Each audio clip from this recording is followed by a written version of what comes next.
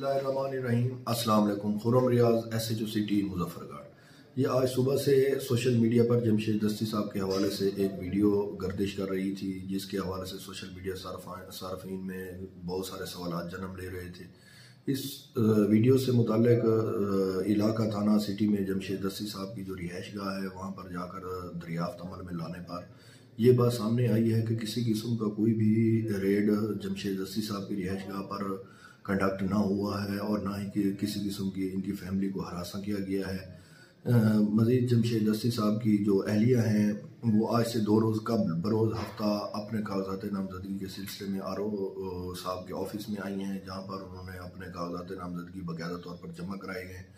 कागजात नामजदगी जमा कराने के दौरान ना तो उन्होंने किसी किस्म का हरासा किया गया है और ना ही उनकी तरफ से किसी किस्म की कोई हरासमेंट के मुतालिक कोई दरख्वास्त फाइल की गई है।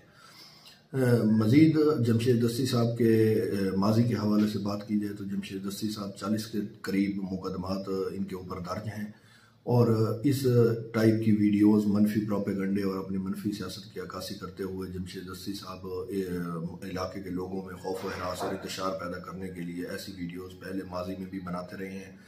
ये मौजूदा जो वीडियो है ये भी उसी मनफी सियासत के शाखसा है। तो अगर मज़ीद जमशेद दस्ती साहब को किसी हवाले से किसी किस्म की कोई मसला है तो उस मुतलका फोरम पर रजू कर सकते हैं, जिनके जो भी कानूनी कार्रवाई बनेगी उसको अमली जामा पहनाया जाएगा। शुक्रिया।